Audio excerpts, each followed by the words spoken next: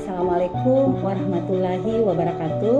Perkenalkan, saya Makia dari Puskesmas Tangguh Tendong akan menjelaskan sedikit mengenai pengukuran faktor resiko dari penyakit tidak menular.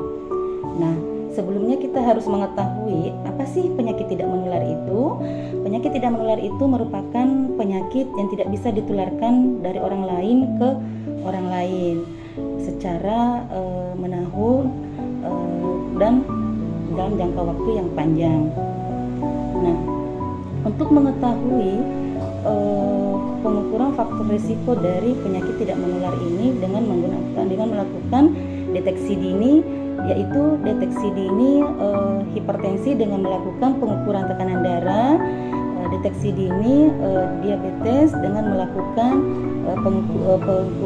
pemeriksaan gula darah, kemudian diabetes dengan obesitas dengan melakukan pengukuran lingkar perut. Nah, apa sih sebenarnya hipertensi itu? Jadi hipertensi ini merupakan tekanan darah, penyakit di mana tekanan darah ini meningkat, yaitu lebih dari 140 sistolnya, kemudian diastolnya lebih dari 90. Nah, kalau untuk diabetes ini merupakan di mana peningkatan gula darah. Jadi gula darah meningkat secara menahun, ya. Di mana untuk mengetahui apakah ini tergolong dari diabetes dengan melakukan pemeriksaan gula darah, jika gula darahnya lebih dari 200 maka tergolong diabetes. Nah, untuk ada juga golongan prediabetes di mana GDS-nya ini lebih dari 140 sampai 190. Nah, di mana normalnya ini normal dari gula darah ini kurang dari 100. Nah, untuk deteksi dini obesitas, kita menggunakan pengukuran lingkar perut.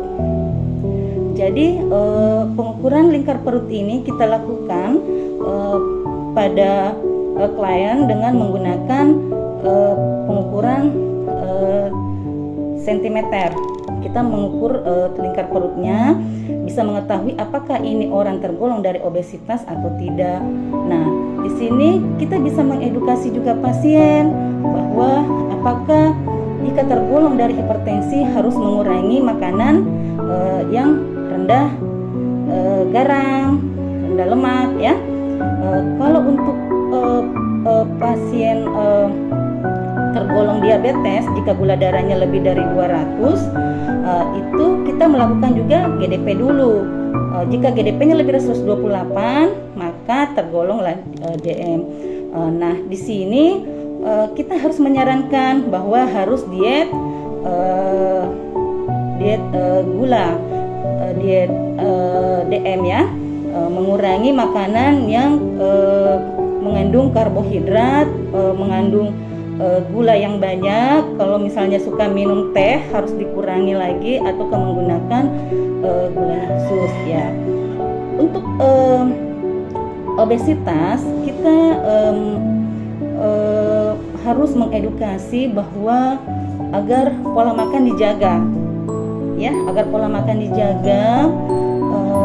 Kemudian jadi di sini penyakit tidak menular ini ada yang bisa diubah dan ada yang bisa tidak diubah. Apa sih yang bisa diubah? Jadi yang bisa diubah itu, yang tidak bisa diubah itu yaitu faktor genetik, umur, dan jenis kelamin. Nah, faktor yang bisa diubah itu dari kebiasaan merokok, kemudian pola hidup yang kurang, yang tidak sehat, kemudian minum beralkohol yang berlebihan.